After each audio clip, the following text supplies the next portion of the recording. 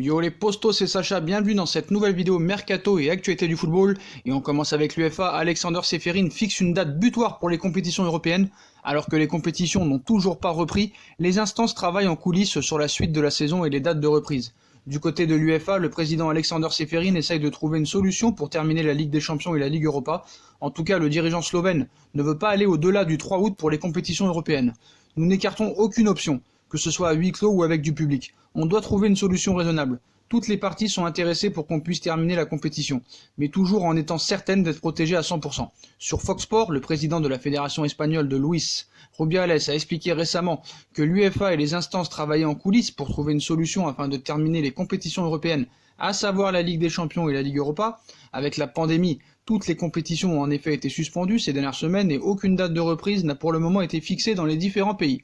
Mais avec les championnats, les coupes nationales, les matchs des sélections et les coupes européennes, il y a encore énormément de matchs à jouer. De son côté, l'UEFA ne s'est jamais réellement positionné. Mais ce samedi, son président Alexander Ceferin a donné un peu plus d'informations sur la suite de la saison et le dirigeant slovène a été très clair, il faudra terminer si les autorités permettent le retour du football. La C1 et la C3 avant le 3 août. Je me réveille tous les jours à 4h du matin et je n'arrive pas à dormir.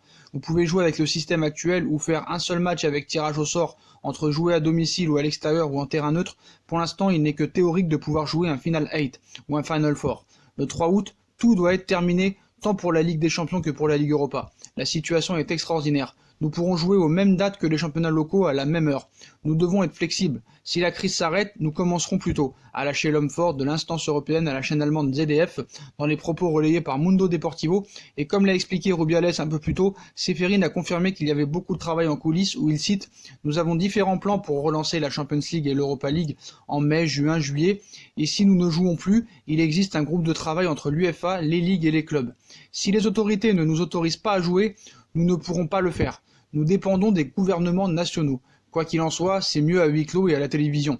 Le football est ce que les gens veulent. On se dirige donc vers un énorme casse-tête au niveau du calendrier. Alexander Ceferin, lui, est en tout cas très perturbé par tout ça. J'ai passé de nombreuses nuits blanches. Je me réveille tous les jours à 4h du matin et je n'arrive pas à dormir. Et ce n'est certainement que le début. Sébastien Bazin s'est trompé, Accor a bien payé les 65 millions d'euros pour la saison en cours. Contrairement aux déclarations de Sébastien Bazin, le PDG d'Accor vendredi, le PSG a bien touché l'intégralité de la somme prévue cette saison par le contrat de sponsoring qui le lie au groupe hôtelier. Les sponsors ne peuvent pas donner d'argent s'il n'y a pas de visibilité, avait plaidé Sébastien Bazin ce vendredi. Contrairement aux déclarations de Sébastien Bazin, le groupe Accor a déjà versé cette saison les 65 millions d'euros prévus par le contrat de sponsoring qui le lie au Paris Saint-Germain. Vendredi, au cours d'un entretien accordé à BFM TV, le PDG d'Accor avait indiqué que son groupe ne paierait pas la deuxième traite si le championnat de France ne reprenait pas à cause de l'épidémie. Les sponsors ne peuvent pas donner d'argent s'il n'y a pas de visibilité, avait-il plaidé. Nous, le paiement est versé en deux fois, au 1er janvier et au 1er juillet. Au 1er janvier, ça a été payé. Pour le 1er juillet, il faudrait que le championnat reprenne. Autrement, il ne sera probablement pas versé. Il semble que l'ancien président du Paris Saint-Germain ait été mal renseigné. Selon une information de l'équipe que le Paris Saint-Germain nous a confirmée, Accor a d'ores et déjà payé l'intégralité de la traite de la saison 2019-2020. Une bonne nouvelle en ces temps d'incertitude pour tous les clubs français. Les présidents de Ligue 1 et Ligue 2 veulent terminer la saison en cours. Les diffuseurs du championnat de France Canal+ et beIN refusent ainsi d'honorer leur échéance du 5 avril prochain puisque la compétition est interrompue depuis le 13 mars dernier en raison de la pandémie. Des représentants des clubs dont Nasser Al-Khelaifi ont été mandatés pour tenter de faire plier Canal+ face à cette situation. Les présidents de Ligue 1 et Ligue 2 veulent absolument terminer la saison en cours.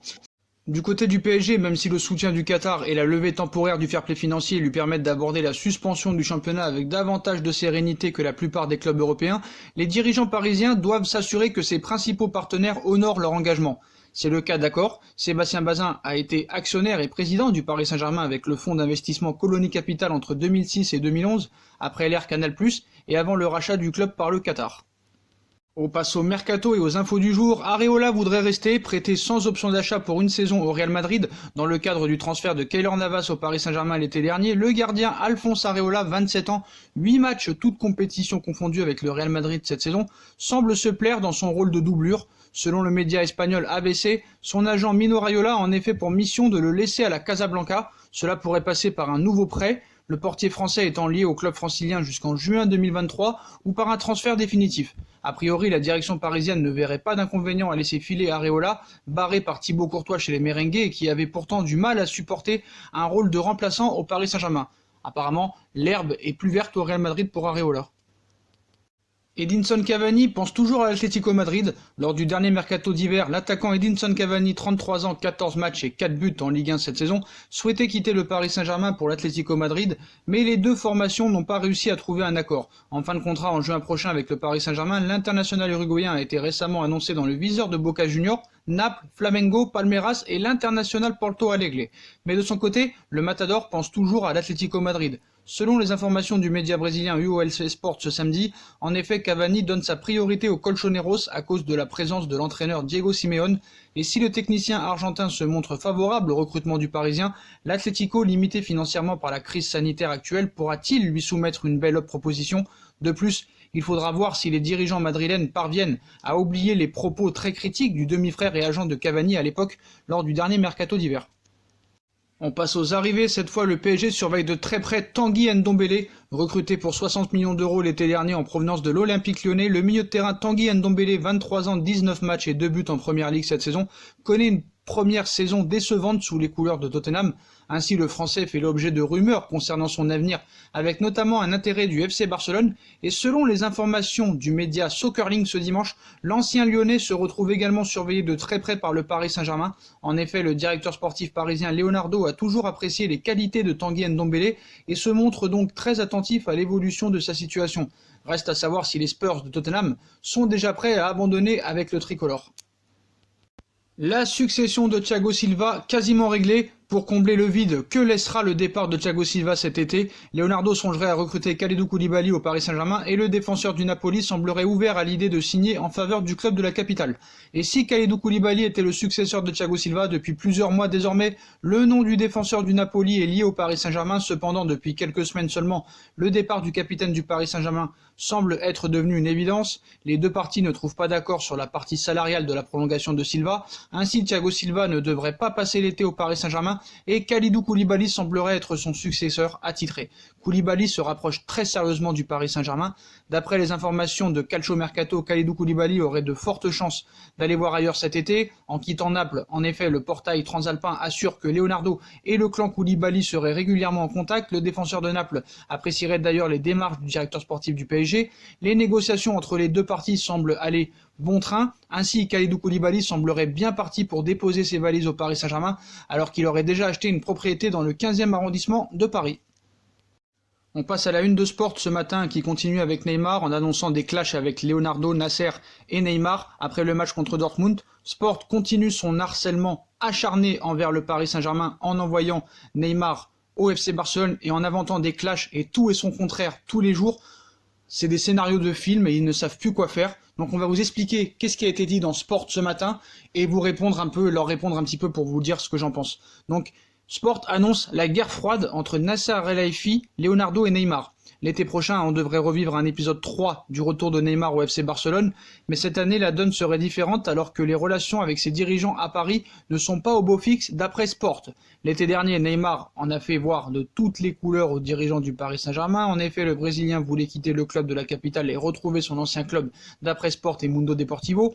Le FC Barcelone, finalement, après une victoire contre le FC Metz, Leonardo, seul parisien à se présenter en zone mixte, sonnait la fin de la récréation et expliquait que les Blaugrana n'avaient pas fait d'offre à la formation francilienne et qu'à quelques encablures de la fin du marché d'été, Neymar allait rester.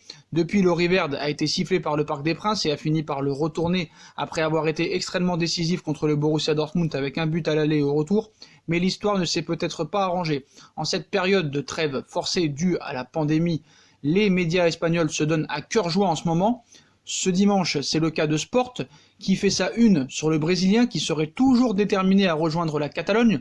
Les noms d'oiseaux entre Leonardo et Neymar ont fusé.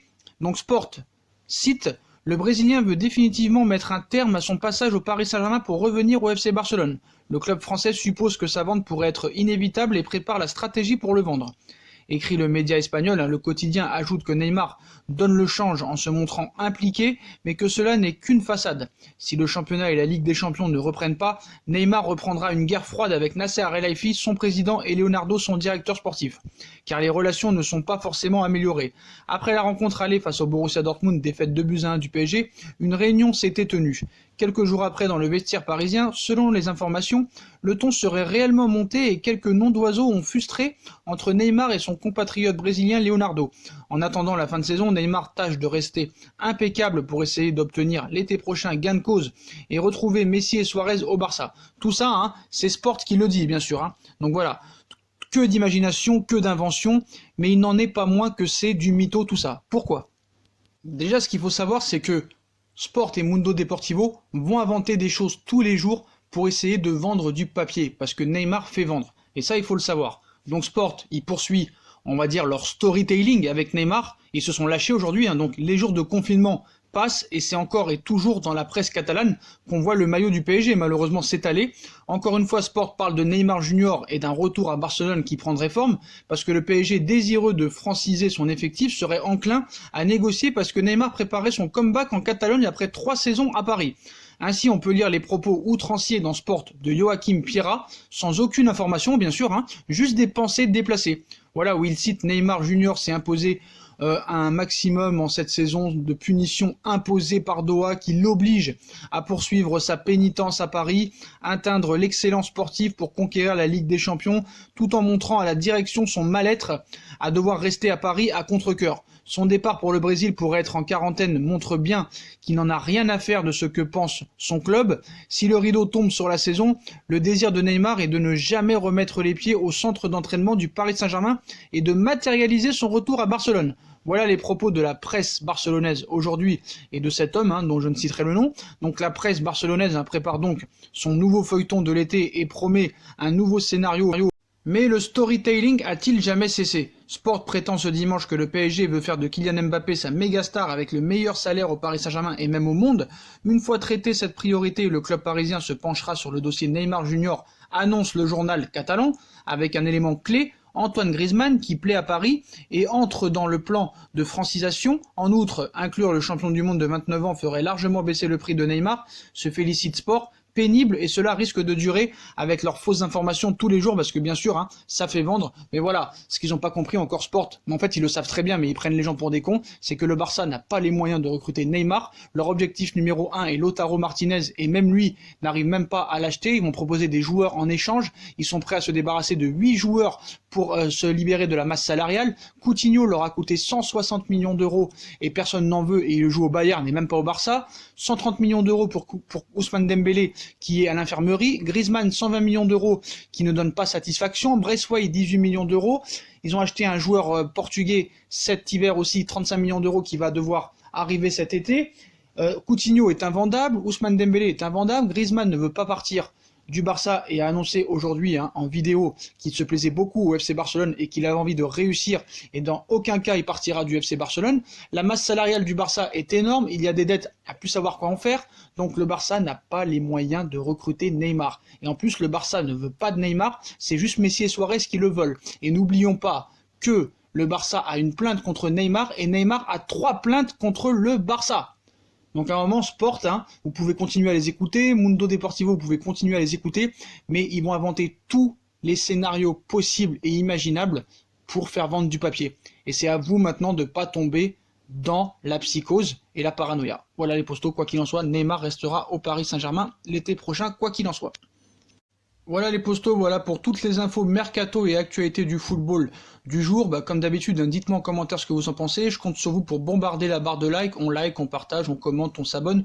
On active la petite cloche pour être tenu au courant des vidéos qui vont sortir. On nous rejoint sur nos différents réseaux sociaux, Instagram, Facebook, Snapchat, Twitter, ainsi que sur Utip si vous voulez aider à faire évoluer la chaîne en regardant les pubs gratuitement ou en faisant un petit don. Voilà. N'hésitez pas aussi à vous abonner à ma deuxième chaîne YouTube, No Feeling, qui sera en lien en description. Et n'oubliez pas, toujours moins 10% avec le code promo Sacha Benita 10 avec les coques de téléphone. Vous pouvez personnaliser votre coque de téléphone avec le nom de maillot de votre choix, le nom de joueur de votre choix, n'importe quel club, vous pouvez choisir, mettre votre prénom aussi, voilà les postos, moins 10% avec le code promo Sacha Benita 10 sur les coques de téléphone Naokes. Voilà les postos, je vous souhaite à tous une bonne journée, prenez soin de vous et à plus tard dans une nouvelle vidéo les postos. Tchuss.